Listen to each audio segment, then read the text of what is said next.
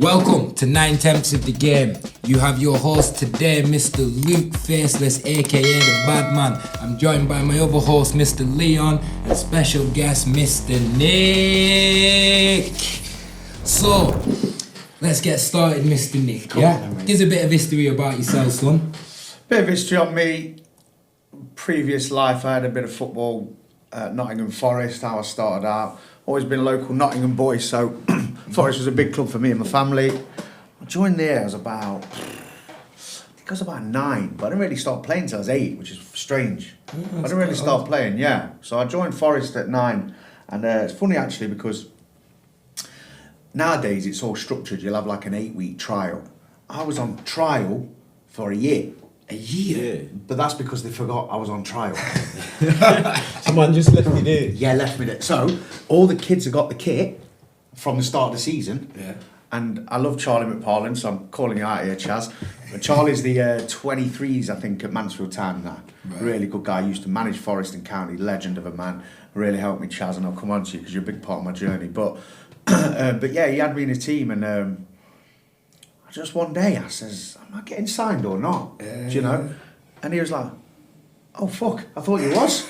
I was like, no, Chaz, I've been here a year. I was 10. Yeah. I was 10. So we eventually got it done, and you know, we had a fantastic Forest team, some I speak to still now, and that was 30 years ago. Amazing. So you've been around. Yeah, I've been around a little bit. So did you go straight from your grassroots club to Forest? So I was with Forest Park United. I give them a shout out. Some great players there. They were basically a team based out of Meadows in Nottingham. But we played at Gresham, which is now the Forest training ground. Funny enough. But that's where we played, and we had, our team was unbelievable. We played in the local Nottinghamshire League, but we just smashed that. So we then went to another league, I think it's like Rowsley District, which is like Sheffield and Mansfield, was mad. So we never really played local Nottingham teams, but our team was, you know, we had Willis Francis, who's now was the league coach at Forest, is at Notts County, but he played for County, one of the best players as a kid. Sean Harrod, who's also went on pro. Simon Francis was captain of Bournemouth, he played, he was class. They had, so there's a lot of ballers in that team. Yeah, we were good, mate, we were good, and we had good friendship groups, so it linked me to a lot of the Meadow Colts lads, because a lot of them played, so that's it was like our growing up thing. And then when we left there, we all went at different ways. There was a kid called Charlie Trout, went to Lincoln City. Willis went county with Sean, and then he went through the system. You still in touch with all them? Yeah, well, don't talk to him. Or Sean Harrod, his son comes to us, training, coaching, which FDNA. Willis was my coach, oldest lad's coach for 5 years at Forest, but he's gone to Notts County now and he's doing great. He's actually manager of Baseford as well. So your older lad is in Rhodes, so he's under 14s at Forest, he is. Okay. But Willis had him from 8 to 12, 13, and then Willis stepped up and he's moved on. So I still see quite a lot of him, to be honest. Still see not overly, because as you get older, life takes over, doesn't it? Kids get in the way, don't Kids. they? Well, I've got a couple. So saying that though, so you started at your local grassroots. You've been picked from there. You've had a full year on trial, basically. Which probably got you up to speed with all the rest. Well, it did, but it affected me mentally, you know. Because you know when every other kid is in the training kit and the tracksuits, and I wasn't. You feel a bit left out. You did. And what don't help is my background. We had nothing, like nothing. I was a council estate kid, which a lot of people are, but beyond that, we had nothing. My dad was in jail. My mum worked at a chippy, 10 in the morning till 10 at night.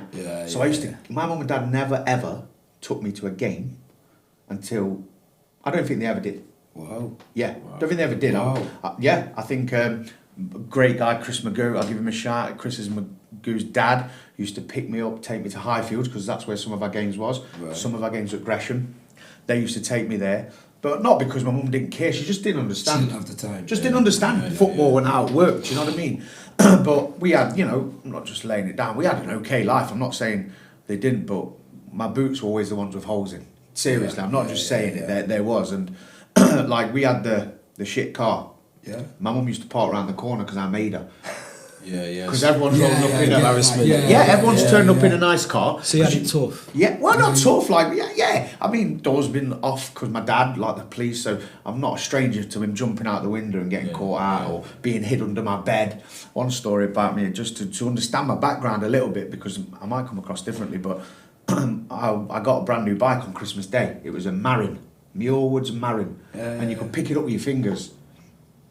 And I'm driving on the park, Central Avenue Park, which is a local park to me, and the police stopped me and was like, "Hey, Nick," knew me by name, I was only 9, 10. I said, "Who bought you this? Santa?" I said, yeah. He says, "Oh, let's just run you back there." A true story. And obviously my dad's there, he's obviously robbed it the day before, gave it me. And the policeman, to be fair to him, I forget the names now, but they bought me a brand new bike the following day. Oh, that's buzzing. Yeah. The police did? Yeah. Because listen, you're 9, 10. Your bike's been took off you. Yeah. Right? Christmas Day, which they had to do because you got to follow the law. Yeah.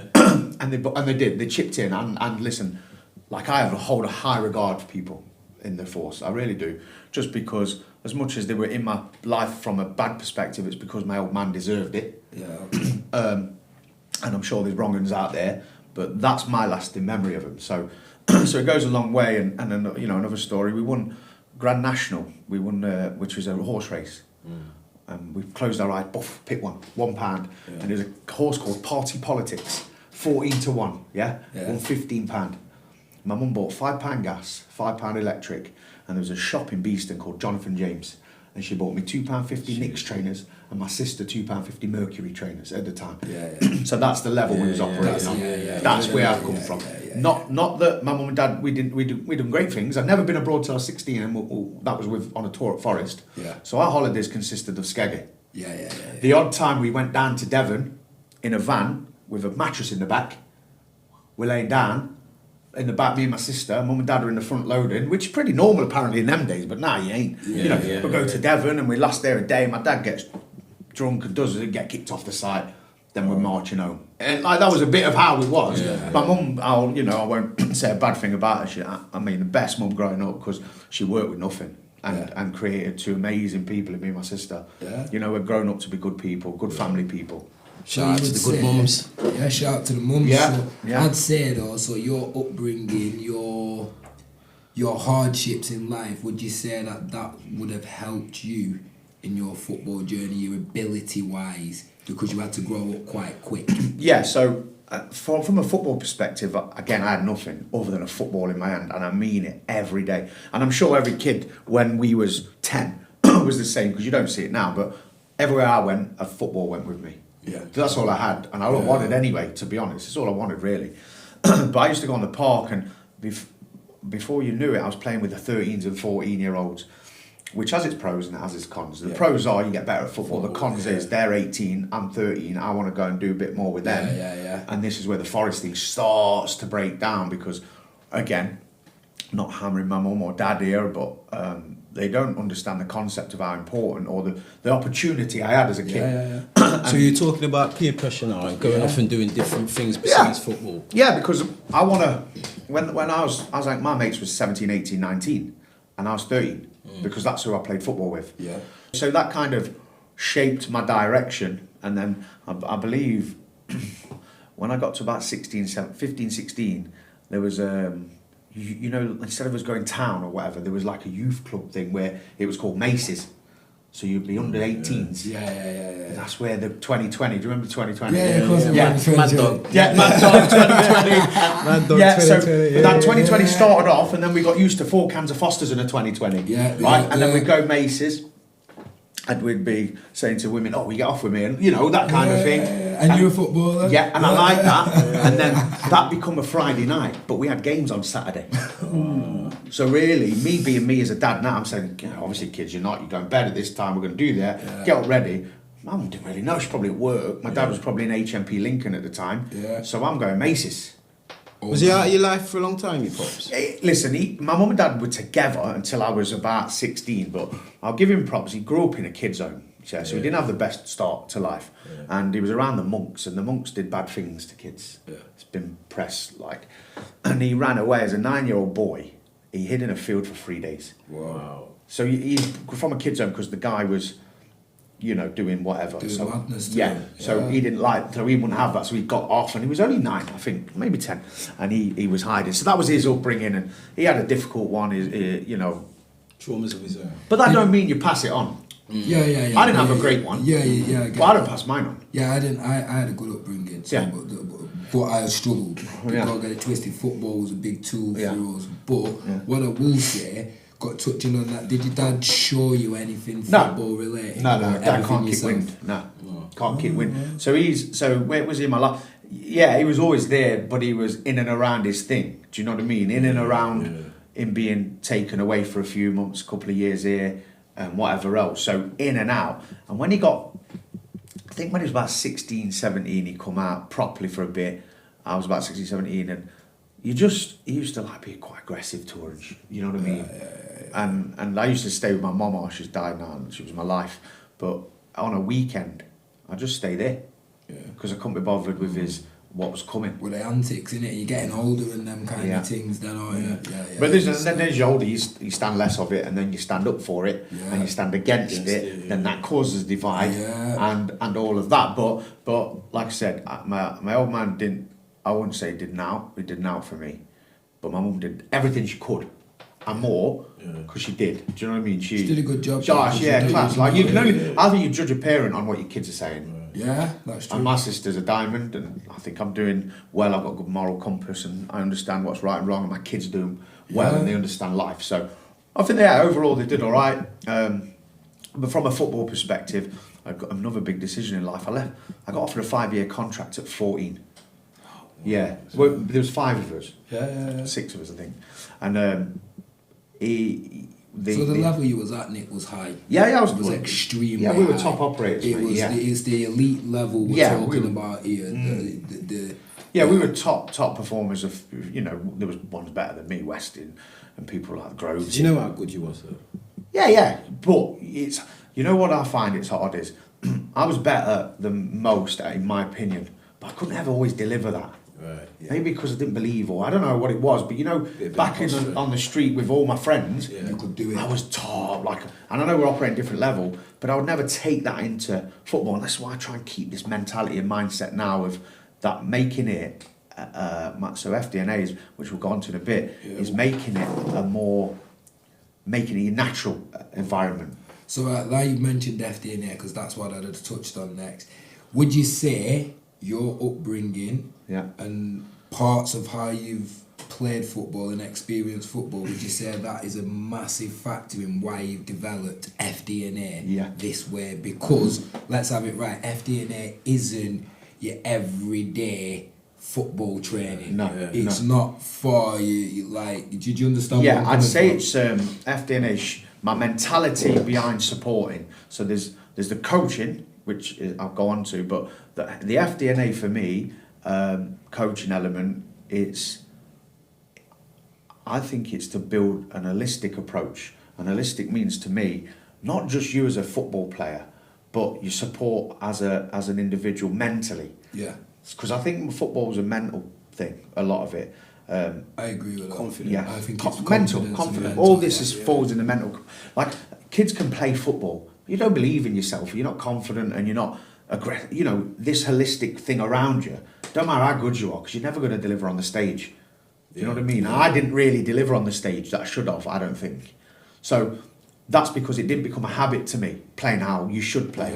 So now I'm trying to force a habit of how you can play, to go out there, and it doesn't matter about how good or bad you are as a player. It matters about your mentality to it. Yeah. So we've got a big mentality program where it's not an education, but it's a mindset, it's a mind frame of coming in and being being the best. You can do. Well, I don't know what level that is right now. Yeah. You might do a step over and not, but if you're aggressive and then you'll continue to be that player. Yeah. And then no matter what environment you go in, I've got 4 kids, and all of them are going in an environment, I hope, with the same mentality, because I've driven it. You've driven it in. So your core beliefs in there, your mentality, you teach a lot of skills. Yeah. You teach a lot of 1v1s. Yeah.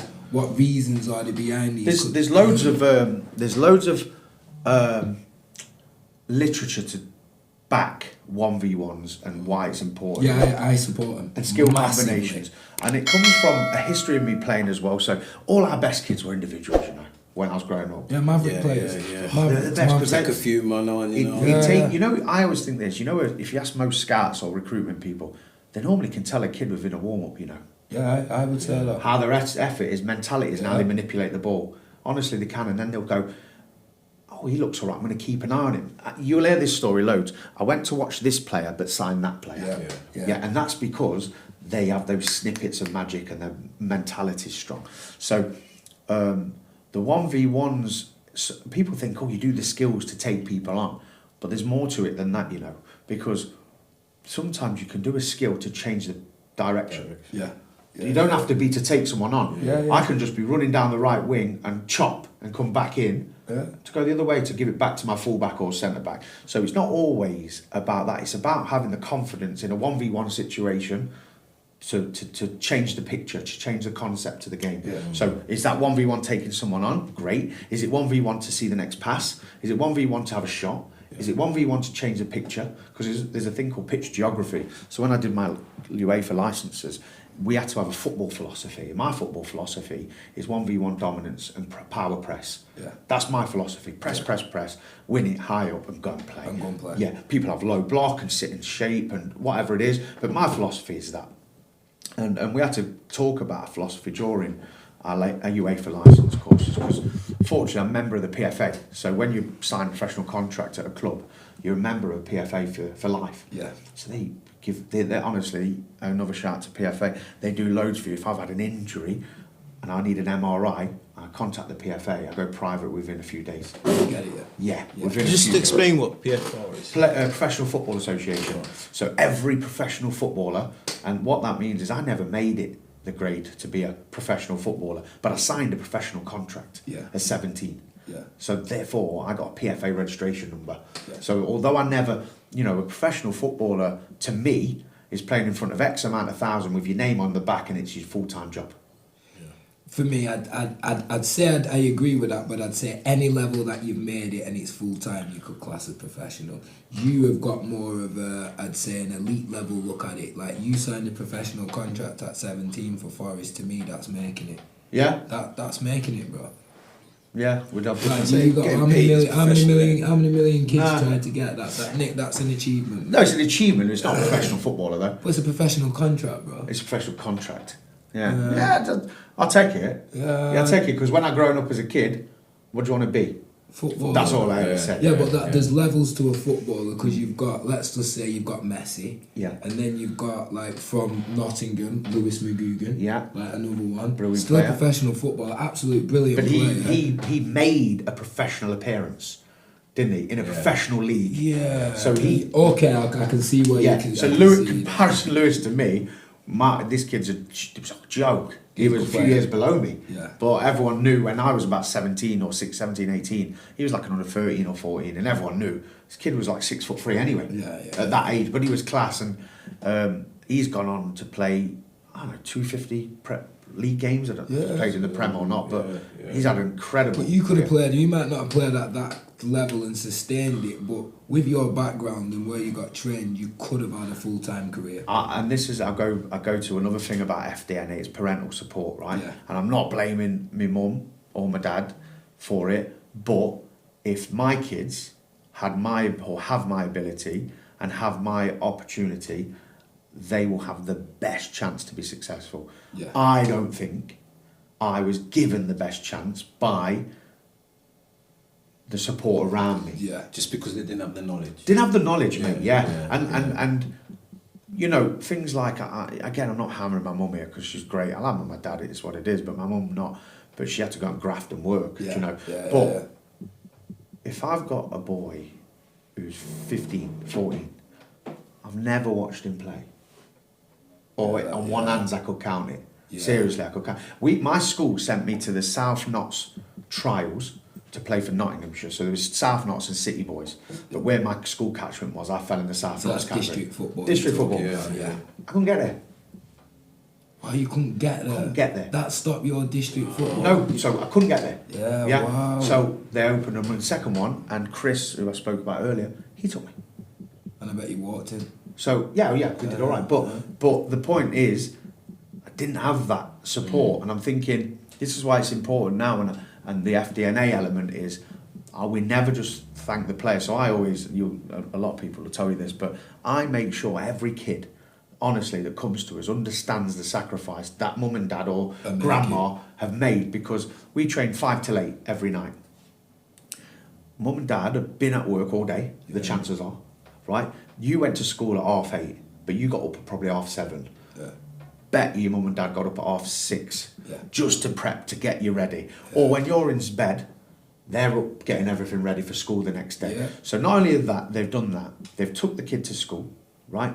They've been at work all day, they've picked the boy or girl up, then they take him to football in the cold, wind, rain. Yeah. So I make sure, because again, holistically, we have to appreciate what mums, dads, grandmas, and all these people that look after kids are doing for them, because to some kids, it's just, I'm going training. No. We're investing into you, mate. And I didn't have the investment. So I would love to have known I had that investment from people. So this leads me to, FDNA, again, as people who you might not know, listeners, but FDNA, you also travel to a lot of academies and give a lot of opportunities. Yeah. There's a bag of opportunities from Derby's to Forest to Leicester's to Sheffield's. Yeah. Any academy city, you're namely there. Yeah. Is this one of the reasons you do this part as well? Yeah, so again, I touched on it earlier about being the same person in all the environments. Yeah. Not every kid or any kid might make the game professionally as I perceive it. That's not. But can we make these kids the best versions of them? Do you know what I mean? So we're not going to say, come to me and you're going to be a professional footballer. Although I do get, believe it or not, parents saying, I want him to be a professional. Yeah, all right, mate. Well, I'm enjoying the queue. But it goes back, doesn't it, to what you were saying about individuality and bringing out the confidence. Even if they don't make it in football, they can still make it in the world, being confident in themselves. Of course they can, and being and understanding life and the sacrifices people make. So going to the academies, it's a recruitment opportunity for the academies, which is great, because the more players we can showcase for them to give an opportunity to is great for us as a brand, but them as a club. But the big thing for me is, I like brand recognition, so I've got a bit of arrogance about me. I like to know that FDNA is the brand to be at, which we are. We genuinely are. I would say we're definitely the brand in the Midlands. I'd like to go and say national. I haven't seen everything nationally, but we're surplus upwards of 400 kids in the Midlands. That's a lot of children. Lots. So that says to me that the majority of people that train football in Nottingham generally come or have been through you. Yeah, or reached out to us at some point, or they will do in the future. And I only started this July last year. So what makes it different then? What makes you think that everybody wants to? Me. Yeah. What's your USP? I am the USP. Yeah. I think it falls down without me, because it takes a certain character to drive, to coach, to keep a room of 24 kids. It's hard. Is tough, right? And I've done it I've got other 3 or 4 coaches with us at the time, so I'm not taking credit from them, but I structure it, I organise it, we session plan it, we're structured with times, we are disciplined, we are the closest thing, in my opinion, to how a professional academy operate. And I know that because I've worked in professional academies. Yeah. But the games element of it, I understand being an ex-academy coach and whatever else, the intensity they have to play at, but the mentality they have to have. Forget, I haven't mentioned football ability, have I? No. Because it's not about mental. I'm telling you. So you go to these professional academies, and there was a few boys who've just started the journey with us, young, under 6 or 7s, going into think the kid's brilliant, which they really are, but then they go into the academy game and it blows them away, because the intent, it's the shark tank, mate. You're a little nurse shark in there. Yeah. But as long as I always say this when people sign up, we'll have a chat, because it's not for everyone. Do you know what I mean? We're not for everyone. Football is for everyone, as my mate said, as my friend said. But our place isn't for everyone. Just like Nottingham Forest Football Club isn't for every player. Some player will go there and not find that little spark. So you wouldn't bring someone to you who's just started to play? I don't think it's the right environment for them. But we will pass them on to different places, because there's some great different places to be at. But So going to the academy games, forget the footballing at the minute. You have to be mentally strong because those kids are relentless. Yeah. They're relentless. 6s, 7s are relentless.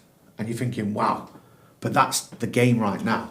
So let's talk about mentality, because you, like you said, you've touched on it before. You got 3 or 4 boys? 4 boys, yeah. So you got 4 boys, all of which in the academy system. Yeah. So out of the 4, who would you say is mentally equipped the best for the system, for the academy system?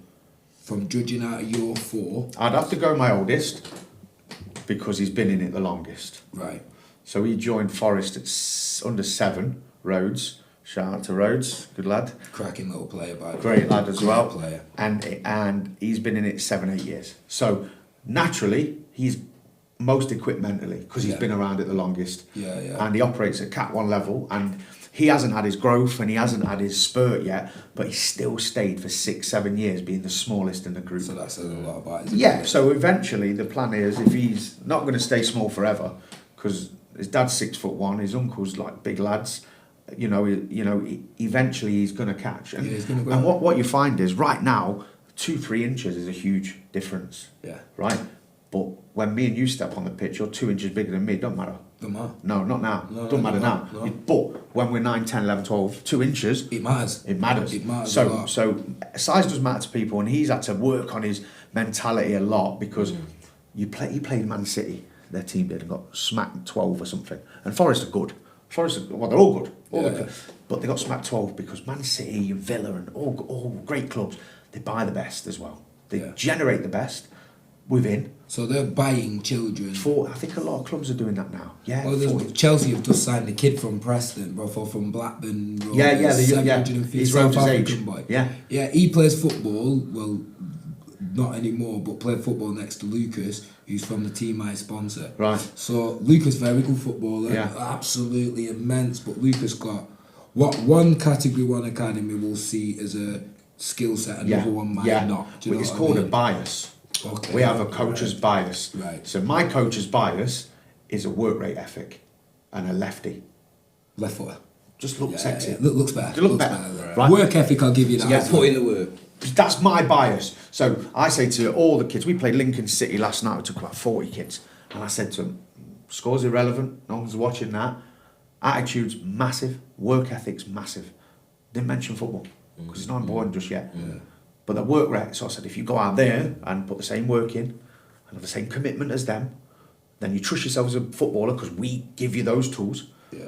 You can go and deliver it, man. And I mean, scores aren't important last night, but our 9s played Lincoln's 9s. So they're signed kids against our non-signed kids, and we won 4 out of 4. Now, Wow. yeah, but and scores, like I said, not important, but it goes to show our philosophy and our training was too intense for them. Yeah. We were too good in a 1v1 scenario for them over the whole pitch. And their kids did really well because, they're good. They're all academy players, kids. But ours are just built differently in there. We just create a different mindset and a mentality in there. And then when you've got that coupled with our tools that we give you, we're a very, very, very good force to be reckoned with. Like we've sent about 50 kids to pro clubs. Yeah. And I And don't. that's We in don't. less than a year. Yeah, we don't say. You'll never see me go. Oh, me with this kid because mums and dads and the kid put the work in. Yeah, I agree Not me. with that. You paid me, Yeah. right, to do my job.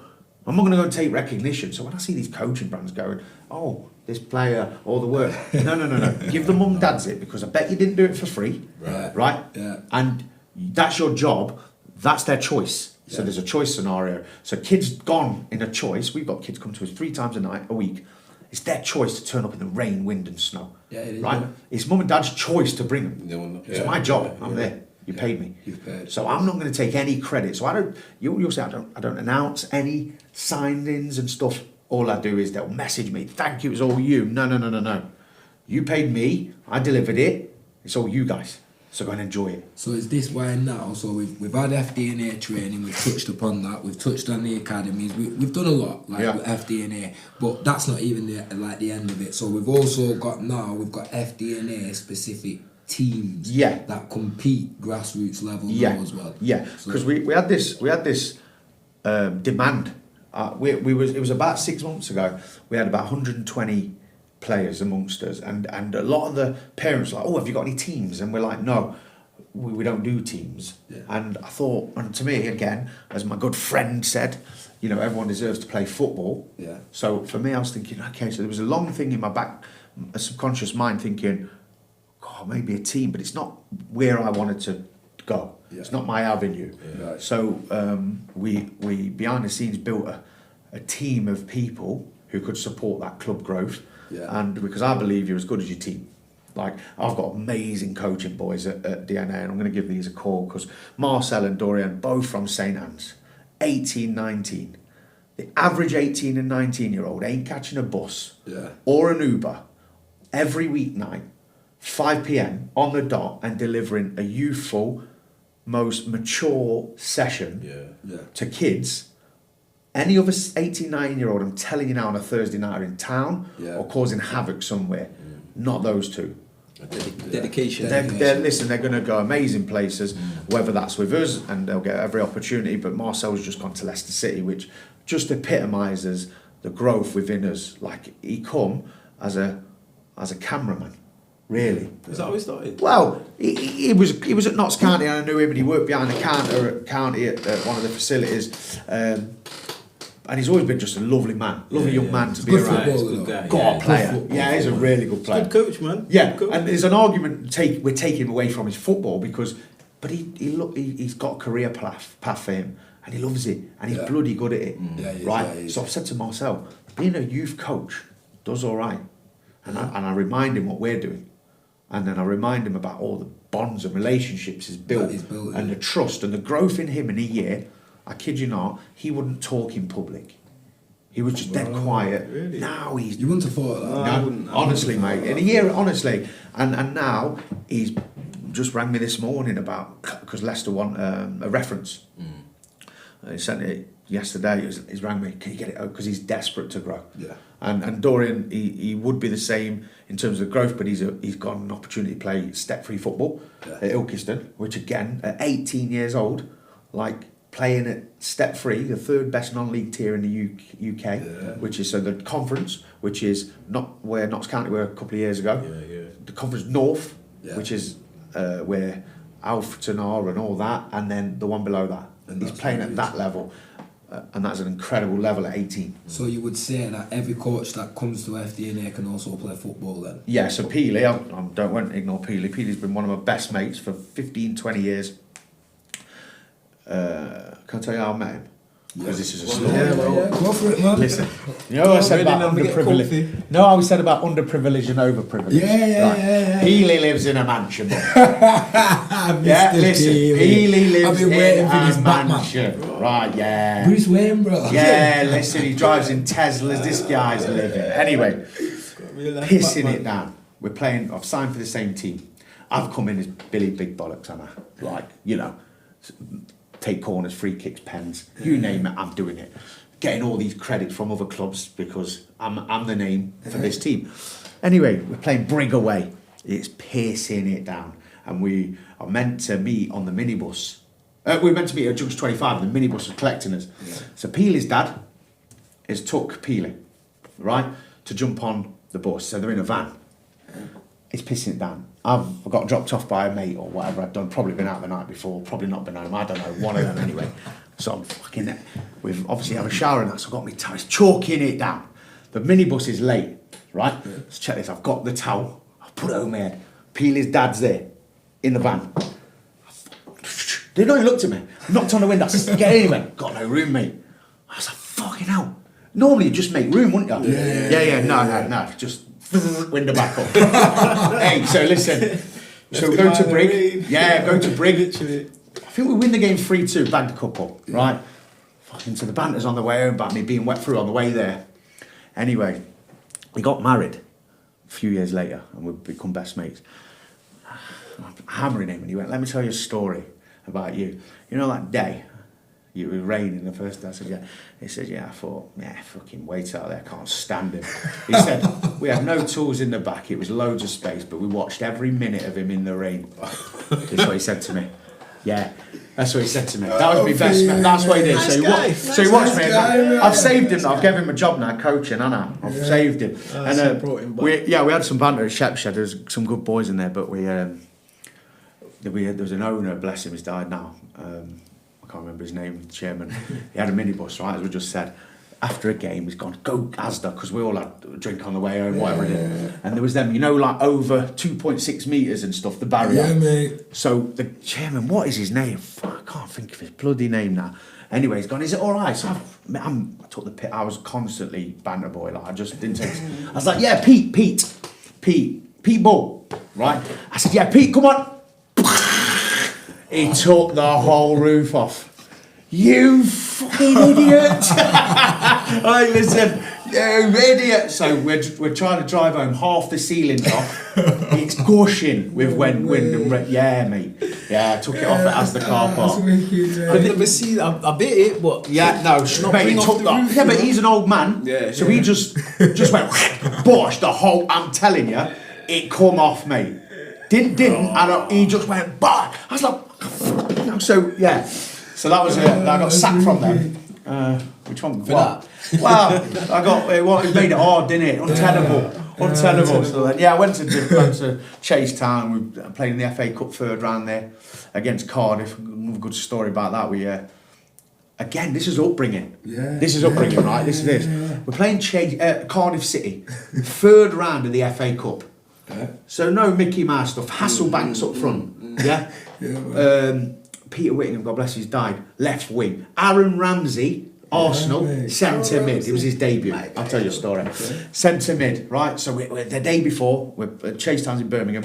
Charlie, sorry about this, Blakemore, you're going to read this and air it and it's going to not be good. But I'd just been out injured for 3 months playing for Caribbean Cavs on a Sunday, right? So these Caribbean Cavs from Just a local Sunday League team, yeah. And I broke my ankle. Anyway, 3 months. So I told the manager I did it on an assault course. Yeah, because I was trying to get fit. I did it for charity, but I won. I was playing Caribbean Cavs. Anyway, broke my ankle. They know now. They do know now. Yeah, I think they had an idea anyway. But anyway, 3 months out, and then the boys had got to the first round, second round, and a kid got injured, Parso, who was a captain, and we played Port Vale round 2. And Charlie said to me, you're going to go straight in. I only trained on a Tuesday, Thursday, played Saturday, and Parso was injured, so I luckily got in. And I got like a 9 out of 10 or something in the sun. I was good. And Mark Lawrenson, I was on Match of the Day, Mark Lawrenson went, this kid, if he could run, he'd go up places. But bear in mind, he don't know I've been out a while. He'd be a player, da-da-da-da-da. So I got real star reviews in there. I thought I played all right, you know what I mean? Drew Cardiff at home. Third round of the FA Cup, 3,000 there. There was about 10 at Port Vale. But anyway, and there was a kid, Liam Earns, who was a really good mate of mine and a brilliant footballer who'd gone on to play great levels, Lincoln, Grimsby, Mansfield, good player. Yeah. He was with us, but he weren't in the squad because I think he was already FA Cup banned, played for another team in the FA Cup. We stayed in this hotel in Birmingham. I was up till silly o'clock one hour with, you know, doing the thing. So there was a captain, John Branch, and we had to be at a team meeting at 9:30 in the morning. Bear in mind, BT Sport used to be called Setanta. So Setanta followed us in the hotel, on the coach, and videoed a game. So there was everywhere. Yeah, they were everywhere. So I had to have this team meeting at 9:30. Fucking bang, bang, bang. I'm like, Nick, where are you? I was like, oh no, I'm ill. Me and Earnsy were like, lean, innit? Anyway, I come down and said, Branchy, I can't. He's like, oh my God. So anyway, Charlie's like, what's up? I was like, oh, I don't feel very well. He's like, can you play? I was like, yeah, I can play. He said this to me and I'll never forget it. Well, he said it to my mates as well. It'll take one magic moment and you can create it. So I thought, yeah, I'm in. Let's go, I'm in. So I got through it anyway, we lined up and we had this team meeting. He said, they'll have this kid playing centre mid, Aaron Ramsey. He's new, he's 16. He won't want it on this pitch. He's used to all this, that and the other. Give him some shit before. I was like, oh yeah, fucking Aaron Ramsey. They obviously don't know, do you? He's come out of his Ramsey, he had this long hair. I was like, you're not ready for this. He's like, behave lad, I grew up in Wales. I was like, mate, well, smash your come get here. I believe, listen, I want commission, mate, because I believe I got him that £5 million move to Arsenal. Yeah, because they must have watched him against me and he thought, yeah, I terrorised him. But we lost 3-1 in the game against Cardiff and I got like a 2 in this one. I went from like an 8 or a 9 to a 2. 2. Oh, I was shocking, mate. I was shocking, mate. And Ramsey scored, I think he got 2 maybe, battered me. I was shit. And there was this thing, he says, you get 1 chance in this game to make it on match of the day. I thought, right, this is my chance then. Halfway, free kick, I'm just going to have a shot. I dragged it to the wing, I just flew in, bosh goal. I was like, oh no, don't need it. January the 3rd, fucking ice cold, freezing. Yeah, so I didn't need it, mate. So yeah, that didn't last long after that, to be honest. Yeah. But there was good times. They were so again, I was like a bit of a joker, but that was probably down to upbringing and guidance and lack of. So yeah, but I'd say that character, that upbringing, and all of that made you the footballer you are. Maybe the personality I am. Yeah. But personality is what you would portray on the pitch. Yeah, do you get that's what I mean? and this is the thing we say, go back to FDNA because it's a big part of my life. It's my life actually. But I want the kids to be them. There. Yeah, but the only thing I understand if you're going to give a bag of kids them tricks. But what I would say is being skillful, mavericks, whatever you want to call it. I think that's part of who you are. Yeah. Do you get what I mean? Like that's you've got your kids that play football because you're their dad. Yeah. So when they go out and play football, they will be as expressive as you are. Yeah, they are. Do you get what I mean? Yeah. I've watched them. Yeah. All of them have got a bag of skill. Yeah. So saying that, I mean? would you say it's hereditary then? No, because hey, listen, Jonah, love you, Jonah. He's the under 11, right? I'm 3 years old, 4 years old. Now he couldn't kick it. I was thinking, no. I said to Hannah, He's good though. yeah, now. But honestly, I'll put some videos on. I'll show you one time. But it got to about under 6, 7, right? And people who are watching this are going to be pissing themselves who saw him play. This kid could not kick it.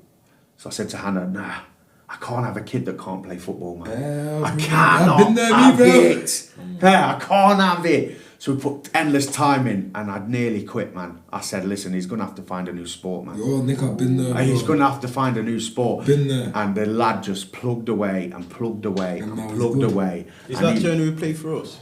No. Different Jonah. Yeah, so he went to Notts County. He's good. Yeah, he's good, Jonah. He's got the best mentality in terms He's the of, most aggressive one. yeah, he's just a lovely, calm lad. Get on the pitch. He's all everything. Like a pit bull, bro. Yeah, gives everything. Like So did you ever notice the change in him? Was it gradual or was it just like yeah, gradual? And this is why I believe that we can build a mentality, because for some reason he had a belief that he was going to be good, but he was shit. So did Nick Isaiah has to say. Listen, bro, I had to watch my son on you've been there, bro. I've had to watch my man pick up AstroTurf off the floor while the match is got, and I'm looking at him thinking, yo, you're my son. Like this ain't even right, bro. I know. Yo, but now he can play, bro. He can play. It takes time, and this is why if you persevere. So again, I say to all the kids, you're going to find it hard. Yeah. Because that's what you find life hard. Yeah. Get out on the street when you're older. Again, go back to the holistic approach. Mate. Not everything's handed to you, mate. Right. And get it. And you've got to learn that it's going to be difficult, and you're going to be in situations you don't like, or you're not comfortable with, or you find challenging. Brilliant. Because I think going challenge, we have success and challenge ratio. What do you think we look for as FDNA for a success rate to be a successful session? So if you're taking on or you're challenged to do 10 1v1s, what do you think we're looking for out of 10 to be successful? 2 or 3, yeah. Yeah, I'd say 2. Because we want 5, 6, 7 challenges. Yeah, where you're unsuccessful. Yeah. And then when you build from 2 or 3 successful challenges, so when I say this to mums and dads, they're like, oh, he struggled tonight. No, he won 2 or 3. You're playing against brilliant kids, like this normal. Yeah. So if you won 2 or 3, he's only won 5 or 6. The other 1 or 2 might have just fell out and no one won. Yeah. So 2 or 3, a 25% success rate is where anyone should aim for, to be challenged to go better. Yeah. And once you start getting in the realms of 60, 70% success, we have to move you on a group. Yeah. And so how we structure FDNA is 5 till 6 is the 7s and 8s, 6 till 7 is the higher 8s, 9s and lower 10s, and then 7 till 8 is the top 10s, some top 9s, 11s and 12s. So you call that the academy session? Yeah, when I was at West Brom, we had a contender group, a compete group, and a commit group. Right. And the contender group they're just coming in. Yeah. The compete group, they could compete. Yeah, and the commit ones, the ones we commit to. Yeah, man. And that's how I structure it. So there's commits the 7 to 8 slot. So my kid Maddox, another shout out to one of them, best give Sailor one as well. Baller. Yeah, Maddox is, in my opinion, one of the best under 8s in the country. And I can say that because he's already been offered at Leicester City. He can walk into any local academy. He's played against nearly every kid around here, his own age, and dominate. He's been to Man U, Man City, Chelsea, you name Arsenal, and he's dominated there. And there's not many better. There's some really good kids at Leicester, Villa, Derby. So you know, I'm not going to name names, but there's 4 or 5 local kids around here, exceptional as well, and on a very very similar level to Mads. Like, they're all very very good. Some have the trend. So he's up in the top 10% around Maddox is.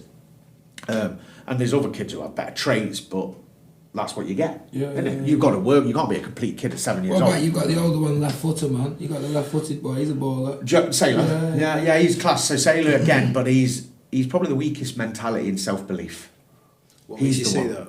Just personality. Yeah, I out of the brothers, I could see his personality. It's just his personality, because no matter what, we can drive the kids to have a mentality, but the personality is their personality. Yeah. Maddox can walk in front of 80,000 at Wembley and it wouldn't faze him. I can see that. It wouldn't faze him. Wouldn't bother He him. wouldn't care. He wouldn't even act like it, would he? No, he wouldn't care. One of my daughters is like that. Yes. And it's not the way they've been brought up, because we've been brought the same. Just the mentality, just the personalities, isn't it? So he's got more, but he has great potential. So he's what I would call as a project kid. So people always say to me, why in the academy? He probably could be now, but can he sustain it without his dad there?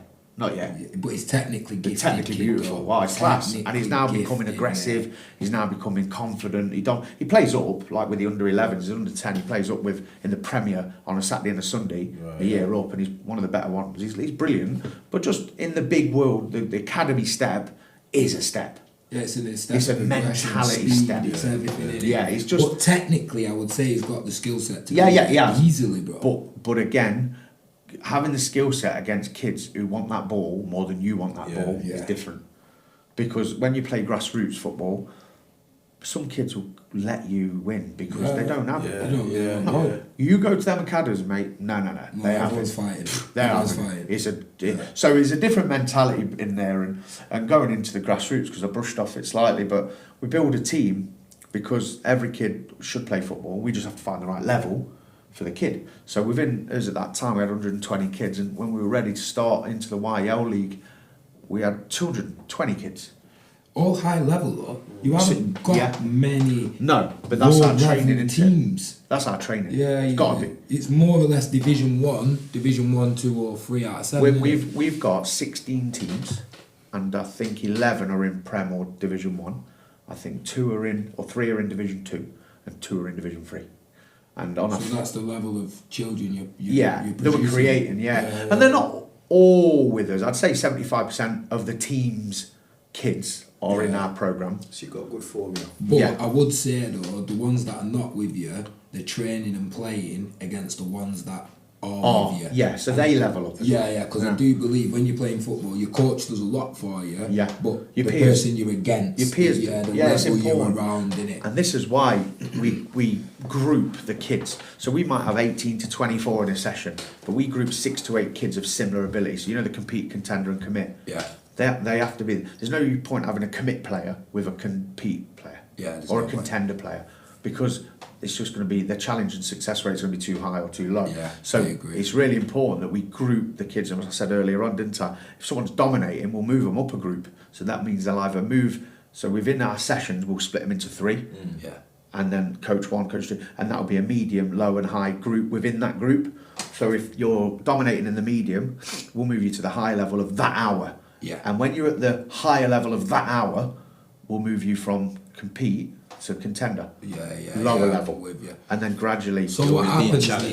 What happens when we get to the highest of your? We would hope they are ready to move on.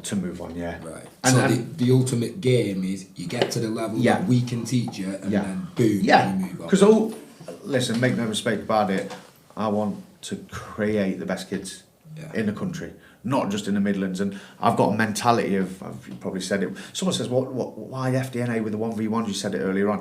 When we used to play Arsenal, Chelsea, Tottenham, them London boys, They're just built differently. Yeah, they are. They're just built, honestly. And the Northwest Manchester, boys. right, I was about Northwest, to say. bro. The Manchester United, Manchester City, Liverpool, built differently. They are. And it's a mentality. Yeah, it is. It's a background and a mentality. So when you go to London, I'm speaking to academy coaches, I do it all the time, people at Arsenal, Chelsea, or even Leicester Forest, and the mentality of the kids in London, they play street football in the cages with older kids. They get knocked down, get back up. Challenges, right? You get to the Midlands, we don't have it. We don't. We have that in the Northwest. Right, and then you go up to the Manchesters, and they're the same. Yeah. Manchester kids and Liverpool. I haven't really touched on Liverpool and Everton because we haven't played them much, but the Manchester United and Manchester City. Yeah, I'm Preston. Listen, trust me with Preston, bro. Don't bring his Preston in. No, okay. Most ballers that play for United come from Preston. But like you did say that North's got a lot more. I'd say because I played football and I grew up playing football there. The biggest difference between us and yous were way more aggressive. Yeah. But most like up here, you two. Let's win a football match related. Yeah, do you understand related. what I mean? Like, bro, let's develop a footy player and then put 11 footy players, teach them all to play football, you'll dominate leagues. Let's not just win games. Like, in the Northwest, you've got to be able to do the fundamentals before you go in. What you're explaining there is a me, not a we. So there's a me scenario, which is me. Yeah. Not us, not we, not my team. It's a me. I'm going to be the best here. It's not we're going to be in the best team, and this is what we have with the grassroots. Forget the we. Yeah, we don't it's train. the me. Forget the we. Go and be the best you. Yeah, man. Go and be the best me. And so we have that scenario in our mentality for our club teams. No me, and people go, "Oh, you're not training as a team." No. We create me's, not we's. Yeah. So going to the London thing, they're caged, they get down. Manchester, they're down. They're on the street, mate, kicking balls around, and don't do that here yet. So I thought, right, I'm going to bring London mentality to Nottingham. So we had a facility that was bouncing around and aggressive and intense, and that just escalated. And then we went into an indoor facility, and that created a bit more of an environment of close-knit. I feel like it got a bit big for the facility, though. Yeah. Too many children. Yeah, it was hard because you can kids can't train at 9 p.m. Can they? No. Kids can't train at 9, but I can't ask an 8-year-old, 9-year-old come and train at 9. And if you're a dad with a kid, you don't want your kid to come training where there's 40 lads and they're already touching the ball and it's too tight. So we have to say, right, we can limit the numbers to 18, 20 kids per hour. That's all we could do. Yeah. Now you do the maths, that's 60 kids a night over 3 hours, because I don't think you can train past 8 o'clock with 8-year-old kids, right? And if you do, they're not going to come, right? So if you look at the numbers, that's only 300 over the week. I'm at 400. Yeah. So we've gone and secured a long-term lease with a site in Nottingham where we've got 2 3G pitches. So our growth is there. 1 pitch, 2 pitch, side by side if we need it. We've got the grasses for the grassroots as well. So our growth or the long-term future is fine. It's brilliant because, again, my ambition to take every kid. Yeah. Not because I'm greedy, just because I believe what we do is the best.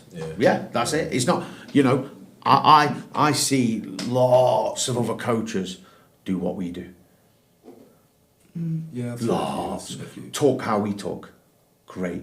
Because I do it. I do it. There's a guy in London, Matteo. He's the best coach I've ever seen in my life. I've got Matteo on my ground. Yeah, That's good. Seriously. Coach I don't know Matteo. what he's like in a team perspective, but from a kid, if he wasn't £500,000 an hour and he lived closer, my kid would be there. Yeah. The kid's a joke. And I take things off him.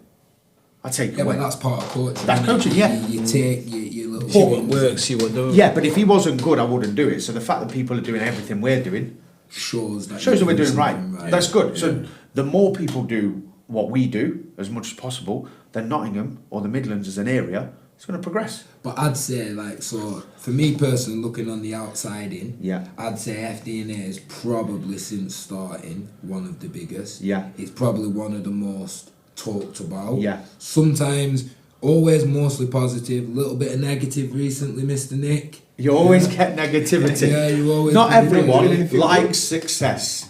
Success true. comes at a cost. Yeah, it does. Trust me. It In does, anything you do, success comes because people think, why can't I?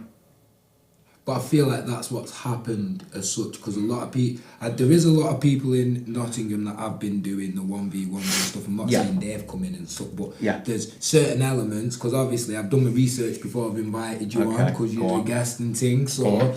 So there's a little bit of talk, which you know what I'm going to come with, don't you? No. Okay, all right, then I'll come with it. Surprise. Surprise then. Go on, so then. there's a little bit of a talk. There's another coach, Okay. per se, that's putting you in a bad light. Okay. So I wondered if you had anything to say about this said coach putting you in this bad light, because from my perspective, it looks as though...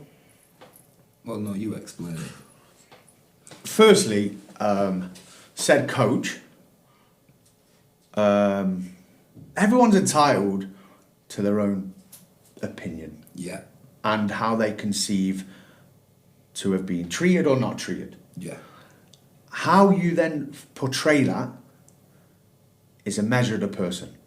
agreed. Okay? So, have people annoyed me, upset me, pissed me off along the way? Yeah. But there's a way of dealing with it. And the way to deal with it is go, brilliant, brushed, let's go. Yeah. Now, certain actions will create alarm bells. And my opinion is this. You've grown me. You've supported me. So thank you, subconsciously. Yeah. And you've harmed yourself. But I would like to go into it further. But maybe another time. Because Yeah, maybe another today's podcast about for that one. Today's about me, FDNA, Nottingham football, the brand, how we became and where we're going. Yeah. And sometimes negative energy. And again, we speak on levels. There's levels to the game. Manchester United, Chelsea, Yeah. are not going to worry about Barrow. No, they're not. They're not. Well, the lion don't worry about the opinion of a sheep. Is that what you're trying The to Great say? White don't worry about the piranha. Yeah, I agree. Okay.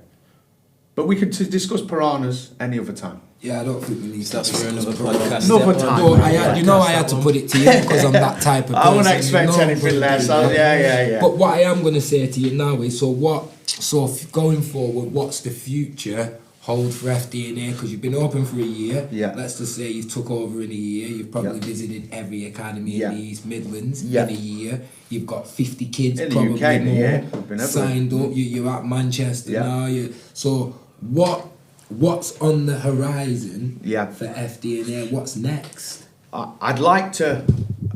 My big dream's to go to the Middle East, maybe. That's my big dream. What, Saudi and them type of... Yeah, that's my big Good dream. chat there. Yeah. Yeah, that's my big dream. Because for me, there's a big market there. Yeah, there is, yeah. And there's a market and a need for people like me as well. Yeah. So I think there's that. But my short to long term here is we want to keep delivering for the boys and girls in FDNA. Yeah. Right? We want to keep nurturing great young coaches because, again, I say it, their future is important to me. And I think this business and industry is amazing. It really is, and it's something you should be proud of. So I'd like to continue supporting and growing my peers around me. Yeah. Yeah, and we bounce off each other. There's no leader. We do bounce ideas around all the time, so it's always networking and growing. Keep meeting good people. Met you guys along the way, Yeah. right? And you're always learning and developing and listening. And sometimes you've been down, and I've had the phone call off you, and it just picks you up. So it's meeting new people is a big thing. I think to continue the takeover, and that isn't an arrogance, but it's a reality. So can we expect another centre anytime I've had a look soon at it. for more kids to join? The problem I've got is this: you take Nick out of Nottingham FDNA, and it isn't the same. So it's got your stamp on it. Yeah, he didn't. You ask. We've got. Let's just say of the 400 odd kids, right? If Nick ain't there, it doesn't have the same feel. And I'm not saying the others aren't capable, but it's down to your persona and your personality And your energy. And those boys will and are delivering great levels. But Nottingham's my baby, and it's we have to make sure that's taken care of. Can we open up centres in Leicester, Derby? Yeah, we will, but that'll be led by a different coach. Me? Yeah, Led whoever. by me, man. Led by. But again, our philosophies will not change. So like franchising. So your philosophy for me, so your philosophy is very much similar to a Northwest. It's let's develop the best footballer, Individual. best version Me. of you. Yes. If you want to have anything, Yeah, aggression, I power, see, skill, anything. So they're your philosophies Yeah. on football. So what would you say? Because obviously I'm going to pick your brain. You got big license, big badges. Well, let me just tell you this. It ain't my philosophy, you know. Ah, No. nice, all No, right. it ain't my philosophy. So what's the philosophy then? No, I do it because it's the best for the kids. Right, okay. That ain't my football philosophy. Barcelona tiki-taka was my philosophy. Okay. Yeah, I like that one. that was me. You know that Barcelona Yeah, team? yeah. Messi, Xavi, Silva, Xavi in there, Iniesta, bang, bang, bang. Busquets. Yeah, Busquets, or bang, the bang. Real Madrid with Ronaldo, Figo and all them. No, And the Barca. one with Nistelrooy and Zidane and that. Yeah, that but one, Barcelona, yeah. because it's the pop, pop, pop, pop, pop. So my actual philosophy on how I'd love to see it playing is pass, pass, pass, pass, pass with a high press like Barcelona did. How many times they nicked it high? Yeah. So I went and said earlier on about my licence courses, it was high press, win it high. Yeah. Yeah, but that ain't going to get your boy or girl in an academy football, because I had good chats with some really good people at Forest, Leicester, Derby, all over, and you have years to work on passing and decision making and pitch geography, because that's what it's classed as, pitch geography, understanding the pitch. But we can teach kids to do that, to make options, when to pass, where to pass, different ranges of passing. Told you this. Lee. Can't teach a kid to be aggressive and dominant in a 1v1 in tight areas. So they want that. I go to London, philosophy, Manchester. Every single kid, I mean it, in those teams Can go past you. can go past you Yeah. and aggressive. Yeah. And they'll beat you up. They want that ball. Yeah, and laugh at You, you. you know when the ball goes out of play, they will kick it out of play. Yeah, they'll still grab the ball like it's theirs. Yeah. That's the mentality. Yeah. Mine, me, we. So while I've got you here, Yeah. and I'm going to get a lot of grassroots coaches probably listening, probably a lot Yeah. of parents are going to be listening. Yeah. Training your, because I say this a lot, Yeah. training your kid at home, if Yeah. you want to call it that, Yeah. shouldn't be about cones and do this my way and don't do it right No. this way. It should just be get the ball, run with it, me and you tackle, do this, do that. That will create a better footballer than trying to structurally teach your Yeah. child at home. Do you know? I'll give you an analogy of that. Do you know why my 4 kids are all at academies? Because they smash each other. Battling each other. I don't do it. My wife will say this. I don't take my kids on 1-to-1s. No. I don't take them on 4-to-1s. They get in the garden, right, and they smash one another to bits. And before it, if you don't want to get hit, move out of the way with the ball, move quicker. And now they play 2v2 and they smash into each other. So, but when's my son coming to your house for the week, bro? He needs Whenever, some mate. aggression, Yeah, bro. just get them all there. He needs Get some that. aggression, man. Get them there. But so yeah, I don't. Like I say, I'm going to touch on these 1-to-1s. Yeah. Everyone asks me Come for on, it, man. right? Tell me, when I did again my UEFA license course, everything we did session-wise had to be related to the game, right? Tell me in a game when your kid or any kid has ever had to dribble through and no one's tried to get it off him. Tell me a time. Never. Because listen, if you find one, let me know. Right? So this 1-to-1, dribble through a cone, give it a coach, he gives it back and scores. Brilliant. But what you've got is a little left in A player who's not going to let you dribble, right? Who's going to stop you scoring, who's going to tackle you and run next to you. Can you deal with it then? So what they do is they build this self-confidence of, oh, I could do this in a 1v1, 1-to-1, sorry. Yeah. Yeah, well, get Saturday morning, mate. When you've got footballers. little Johnny, a little Roman or whoever going, nah, not today, mate. Bosh, get off the ball. Then what? Yeah. Then what? I agree Because with you. make a game relatable. So do a 2-to-1. Bring someone in of a similar level, and you do it under pressure. Yeah. It don't have to be tackling. Just do it unopposed. So you don't have to put a challenge in. But you try and Just strike apply a ball pressure. Yeah. when someone's behind you running. It's different to when no one's behind you. Yeah. Yeah. So that's what I do in our training as well. I chase them. But Yeah. this is what I And did you you have to- understand? You have to make it relatable to the game. So I'm not killing all you 1-to-1 coaches. I'm fine. There's a market for it. Brilliant. Just not for me because it's not related to the game. And it's So- not for me either. No. I'll be honest. And I don't get it. I think, you know, if you're starting out, right, the more touches of your ball, there's a 10,000 rule in there. If you touch the ball 10,000 times, you become a better player a month or whatever it is. I don't know what the exact rule is. But if you're starting out in your football journey, one-to-ones is fine, dribbling through cones. But what I would say to you is, mum and dad, go off your lazy arse, do it yourself and save 30 quid. Yeah, I'm going to tackle him. And go do Just yourself. Tackle him. Right? To get passion. Let them dribble through yourself. Why do you need to go to someone to just do the little toe touches? Listen, go online, buy one of those mats, those, you seen the 1 to 11 mats, and do that. Watch a video, let your kid... But I feel like that's what's part of killed a lot of football. There's a lot of YouTube drills, so you got a lot of grassroots coaches teaching kids mad stuff at young ages. And there's a lot of kids that are not... It's taking the fun out of it. Bro, but bro, how can you tell me the right way to pass a ball? Come on, bro, you're not even on the pitch. And passing the ball, there's all techniques to it. There's a lot of There's techniques. a lot of passing styles, there's a lot of different... Listen, like I say, there's a market for one-to-ones. I would just say, for example, a one-to-one's roughly 30 quid for the hour. 1 hour with us is 15. Yeah. You're touching the ball triple that you do in a one-to-one. You're working at an intensity you'll never, ever, ever, ever achieve in a one-to-one, right? And you're playing under pressure and you're doing it in a game scenario. I know which one I prefer to do. Yeah, I know which one I prefer. I know which one That's I it. prefer. So that's why I don't do it. And that's the Good price too. Good price. Good price. That's the man. price. So if everyone's listening, watching, you know where your kids need to be. That's right. Right, so that's it from 9tenths, from Leon, Luke, and Nick.